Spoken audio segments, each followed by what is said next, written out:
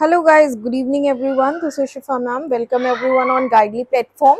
I hope guys you all have enjoyed Diwali festivities a lot, and I hope you all have returned back to your studies as well, and hope you all have geared up your preparation for the upcoming IBPS SBI clerk mains and IBPS RRB PO RRB clerk prelims and mains exam, right?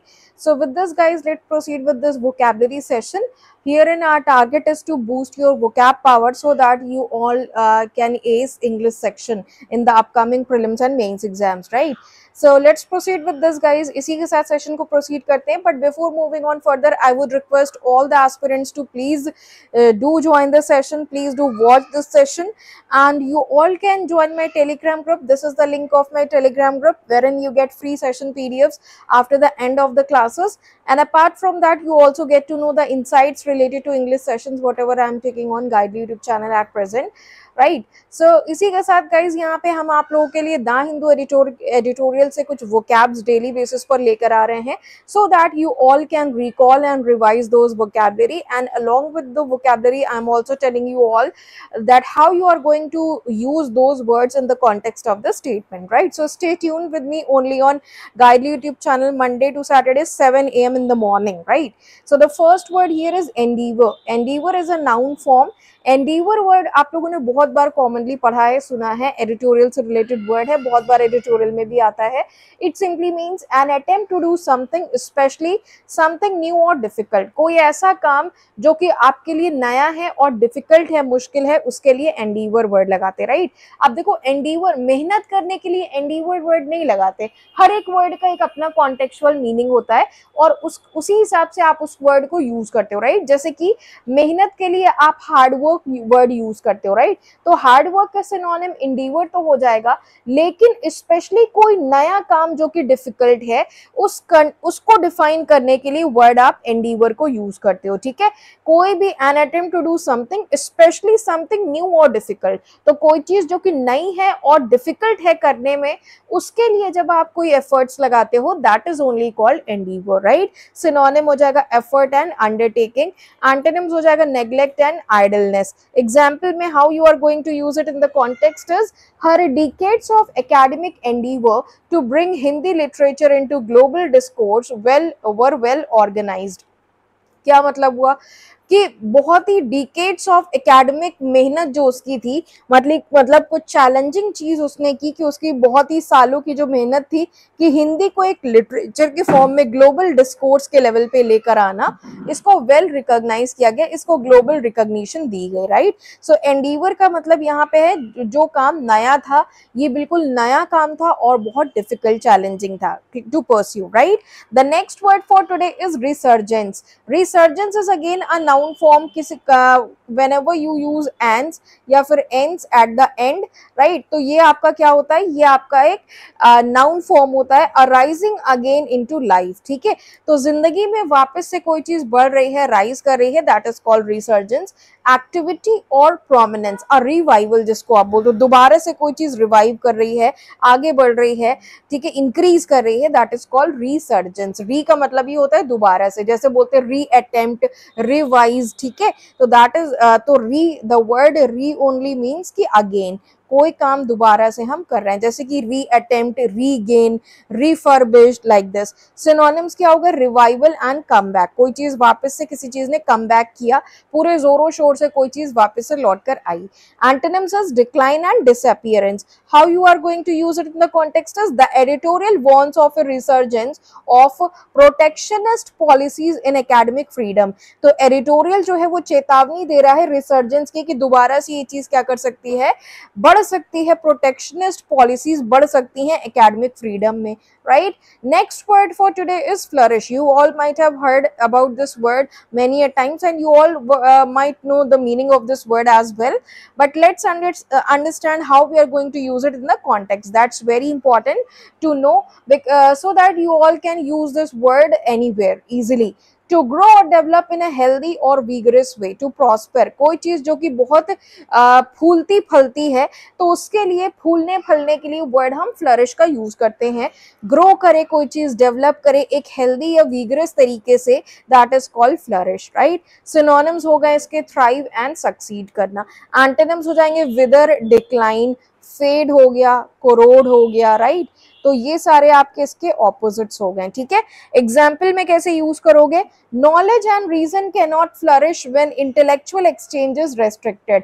तो knowledge और reason जो है ये एक साथ flourish नहीं कर सकते, एक साथ ये फल फूल नहीं सकते जब तक कि इंटेलेक्चुअल एक्सचेंज को हम रेस्ट्रिक्ट करेंगे।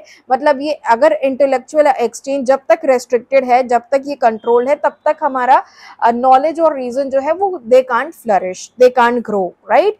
The next word here is conceptual. Concept से वर्ड आया है conceptual, right. Conceptual is an adjective form, जिस वर्ड के लास्ट में अल लगता है, जैसे कि डिस्पोजल, डिसअप्रूवल, ठीक है। उसी तरह से conceptual is again a word, इसका मतलब होता है रिलेटिंग टू और बेस्ड ऑन मेंटल कॉन्सेप्ट्स और आइडियाज रादर देन फिजिकल और प्रैक्टिकल मैटर्स। तो फिजिकल या प्रैक्टिकल मैटर्स के बजाय कोई चीज मेंटल कॉन्सेप्ट्स और आइडियाज पे बेस्ड होती है, that is only called conceptual. Clear. Synonym हो गए थियोरेटिकल एंड एब्स्ट्रैक्ट, ठीक है।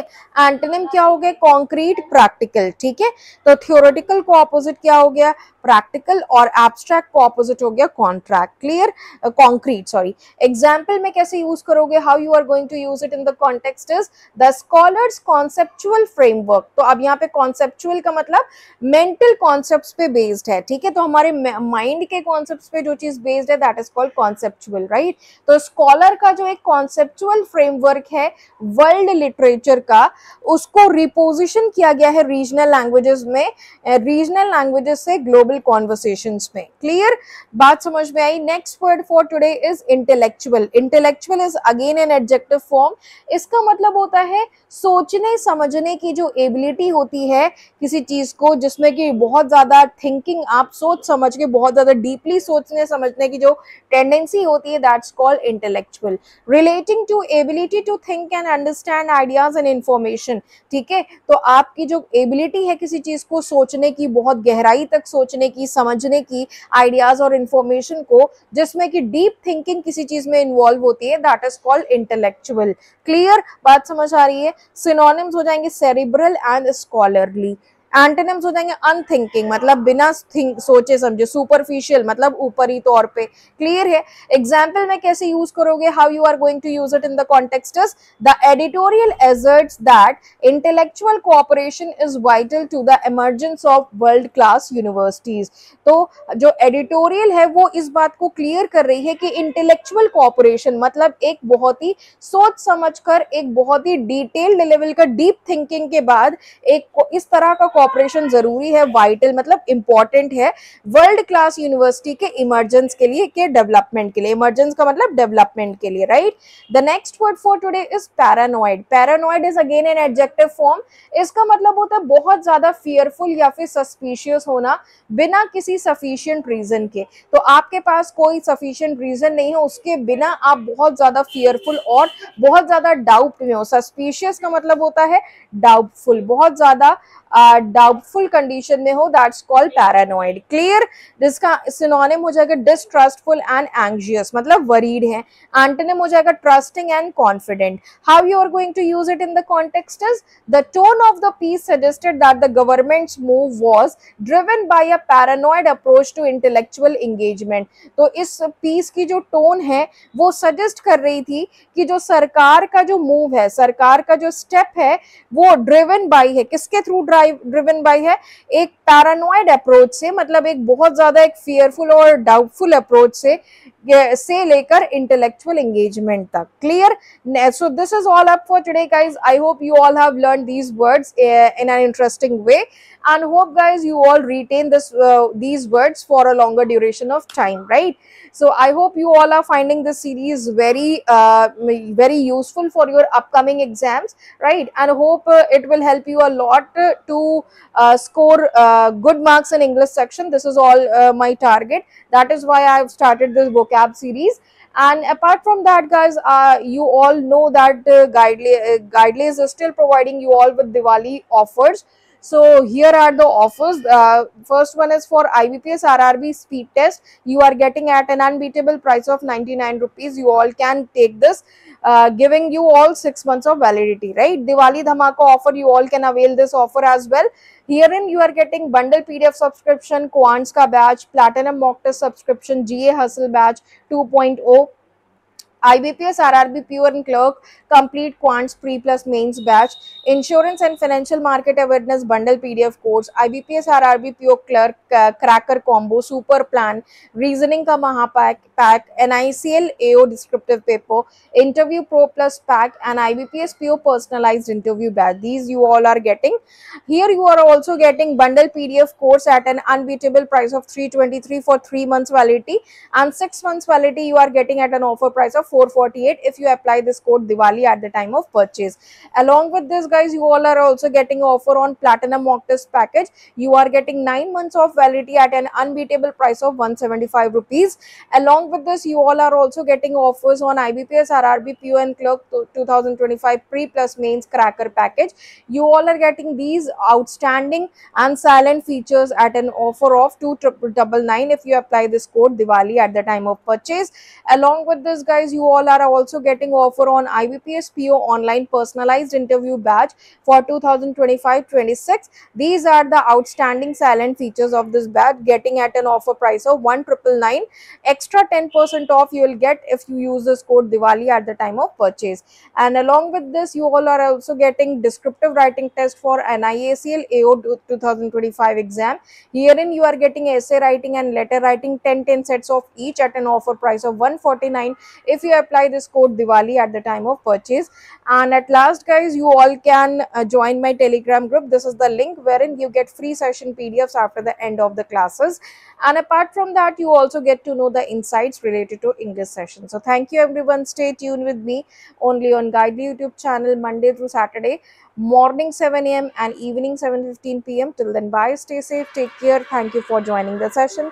Keep practicing, keep improving, everyone.